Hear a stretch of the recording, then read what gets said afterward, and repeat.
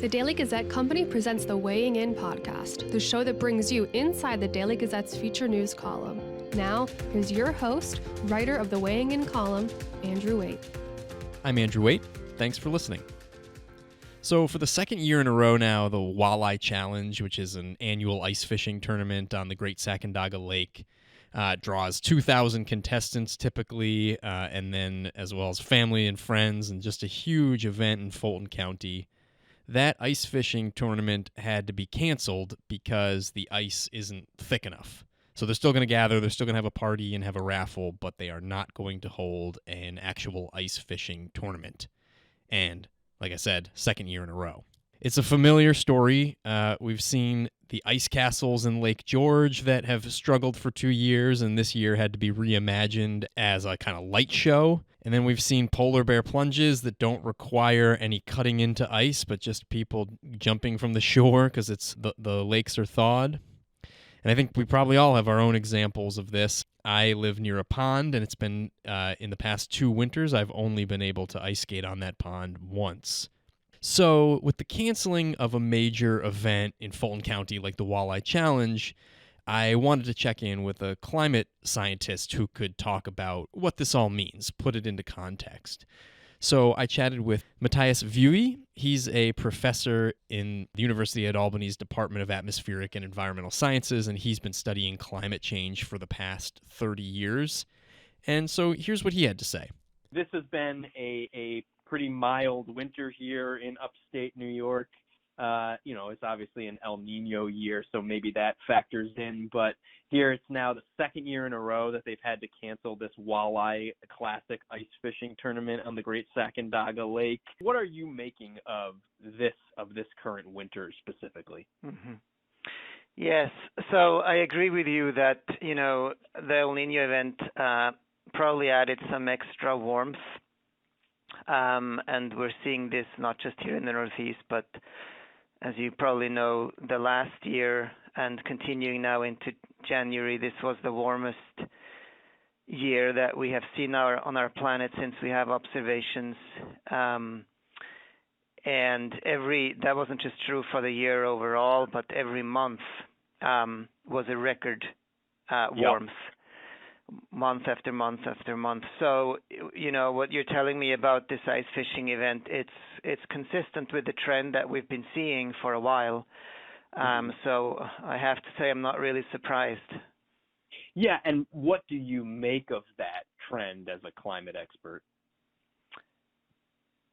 Well, what I make of it is it's a sign of our warming planet, which is caused by release of greenhouse gases, long-lived greenhouse gases, carbon dioxide, methane. And if we just look at the observational record, in the Northeast, winter temperatures now are already 3 degrees Fahrenheit warmer than they were in the earlier half of the 20th century. And this will continue. It's going to get warmer, and winters are warming faster than summers, and nights are warming faster than daytime. So it's really the cold extremes where we're seeing the most rapid rise, and that affects things such as the freezing over of lakes. Mm-hmm. Yep. And go ahead. No. It's just yeah. I was just going to add to this that we have. In some places, fairly long records of ice out and freeze over dates on lakes and rivers, because historically knowing these dates was important for trade, shipping routes, and so forth. And we know that these lakes and rivers freeze over later in the fall or early winter, and the breakup date moves earlier and earlier into late winter. So the overall time that lakes and rivers are frozen becomes shorter and shorter. Yeah, and so one of the things you focused on is winter recreation too, right? And just the changing year. And so, obviously that's what this is an ice fishing tournament, and it's in an area where there's also snowmobiling, which just hasn't been able to happen this year. So what do you think I mean, does winter recreation have a future in places like the Mohawk Valley? What do you think it looks like? It depends on the time scale that we're looking at, right? I mean, Yeah. climate is very variable. It varies from year to year. So the fact that this hasn't happened in 2 years doesn't mean it will never happen again. We'll have cold winters again, but Yep. this variability is superimposed on this long-term warming trend. So in the long run, it's going to get very hard. And there's some studies that have looked, I don't know about ice fishing, but there's some studies that have looked at the viability of ski resorts in the Northeast, for example, from a climate, but also from an economic perspective. Yep. And, most of the lower lying ski resorts, they're not going to survive. Those that may survive are those high up, Green Mountains, White Mountains, maybe in the northernmost Adirondacks, where it's still maybe cold enough in the night to make snow, Right. but many of the other ones will disappear. And I'm sad to say this because I'm really an outdoor person. I love skiing. I love winter. My heart breaks looking out the window, not seeing any snow. It's terrible. And I go skiing a lot in the Adirondacks. There's a really nice skiing place just north of Sacandaga Lake, actually near Northville, called Lapland Lake. It's just a wonderful place, and I go there a lot, and they've had a hard time this winter too with not good conditions. And so when you say that there is not a long-term future for skiing in the Northeast, what kind of timeline do you think we're looking at? So I wouldn't say there is no future at all. I think we have to distinguish a little bit depending on how far north and how high up in the mountains these places are. But it will increasingly just be artificial snow and no man-made, not a lot of man-made skiing anymore. But that's sort of towards the end of this century.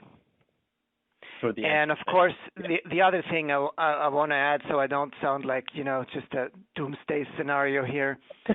We have options, right? There are a lot of uncertainties in these estimates going forward, and it very much depends on what we call the emission scenario that we will follow. So how are we going to produce energy going forward? And when I say we, I really mean not here in the Northeast, but on a global scale. Yeah. Right? Are we going to really push renewables? Are we going to be able to really replace burning of coal, oil, and natural gas with renewable energies on a large scale in the coming decades? That's really the challenge that we're facing. But if we can do that, then the future is not as dire, right? The main goal is to limit global warming to 2 degrees Celsius. That's sort of the goal that at least the politicians have drawn a line in the sand, and it's still possible to do that. Well, and so for people who are just kind of hoping, this is a lean year, it's a mild winter, next year is going to be colder, et cetera. I mean, it sounds like that's a possibility, but what do you say to someone who's just like sort of holding out hope that, winter returns to the Northeast here? Mm-hmm. Yeah, I mean, I'm very sympathetic to that, and I'm always hoping too, right? I always look at the long-range seasonal forecasts, and I do think there is a chance that next year will be better because we might switch from an El Nino into La Nina, and that would certainly help a little bit. So, I wouldn't, don't sell your skis or your snowmobile or, your ice fishing gear quite yet. You're still going to have nice winters here. It's just, if you think at the opportunities for future generations, right, our kids, our grandchildren, they really are going to grow up in a different world, and they're not going to be able to experience all those things that we had the chance to do. So clearly this mild winter is an indication of something, even if it doesn't mean that winter in upstate New York is entirely a thing of the past. But what is clear is that the time is right now to make a change, and maybe canceling a major tournament like the Walleye Challenge is the kind of thing that can open some eyes. So here's the piece I wrote about that.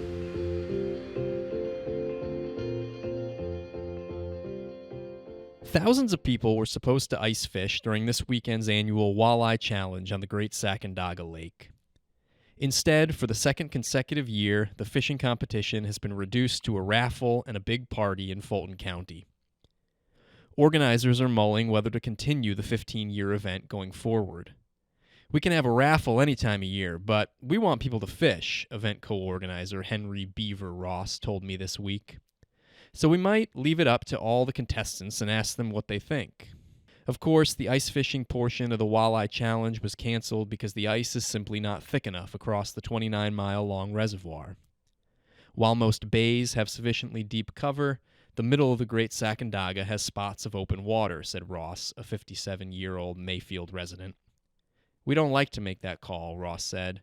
We get upset when we can't have the fishing part of it, because that's what it's all about. Sadly, the Walleye Challenge has suffered the same fate as many winter events across the country. It's been a lost winter in the Midwest with record-high temperatures exacerbated by the El Niño weather pattern, leading to canceled pond hockey tournaments and melted dreams of ice sculptures, according to the Washington Post. Much of the Northeast experienced a warmer-than-normal January, ranking among the 20 warmest Januaries on record, according to the Northeast Regional Climate Center. And in the greater capital region and Mohawk Valley, Nordic skiers have had to search far and wide for terrain, while snowmobilers have seen their typical weekend plans run aground. Ross said this is the first year since boyhood he hasn't taken his snowmobile out of the trailer. Last year, he logged only 24 miles, while in past winters he'd traveled the equivalent of 2/3 of the way across the country. In the last 5 years, it's gotten worse every year, Ross told me.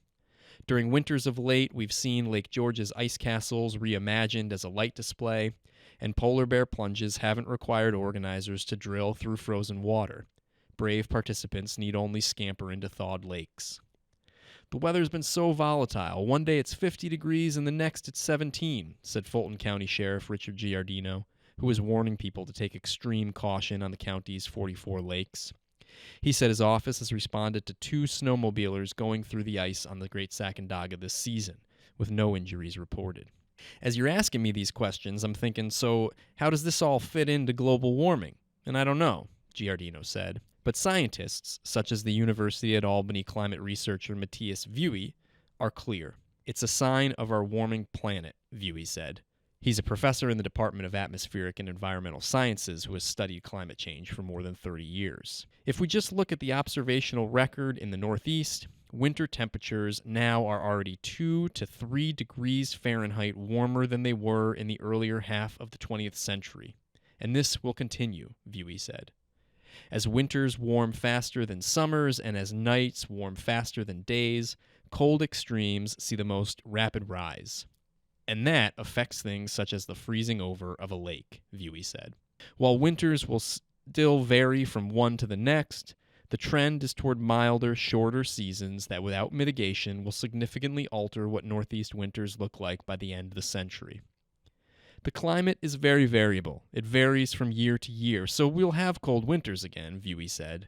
But this variability is superimposed on this long-term warming trend, so in the long run, this is going to get very hard. That means winter recreation like skating, ice fishing, and snowmobiling is likely to look very different too. As an avid skier, that prospect bums out Vuy. Downhill resorts will increasingly rely on man-made snow. As an indication, Winter Olympics have been competed almost entirely on the manufactured stuff for the past decade. And in the Northeast, winter enthusiasts are likely to need to travel to ever higher elevations or latitudes to find the adrenaline rush or big catch.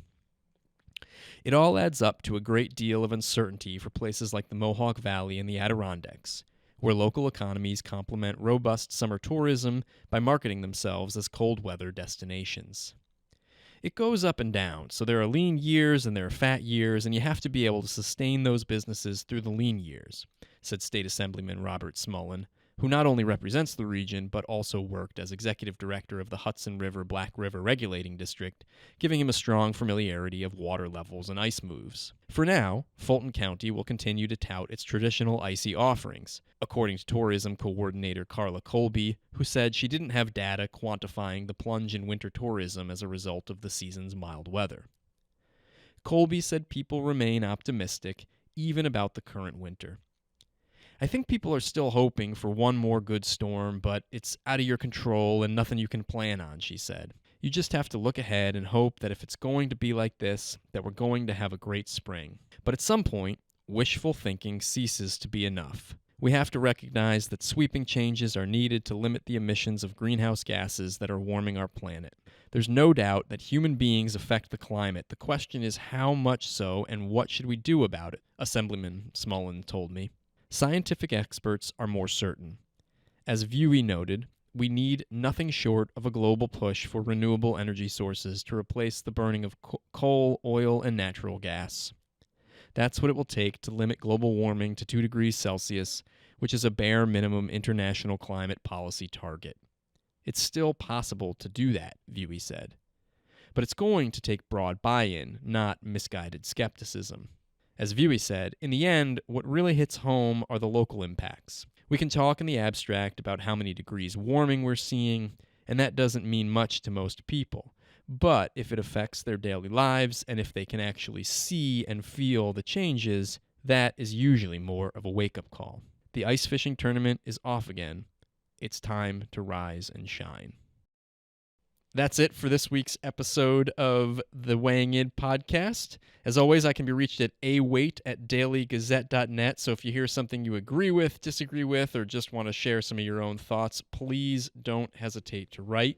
Thanks to Zebulon Schmidt and Jeremy Klo with Open Stage Media, who are the technical directors, and Aaron Pilaya, who handles marketing for this podcast.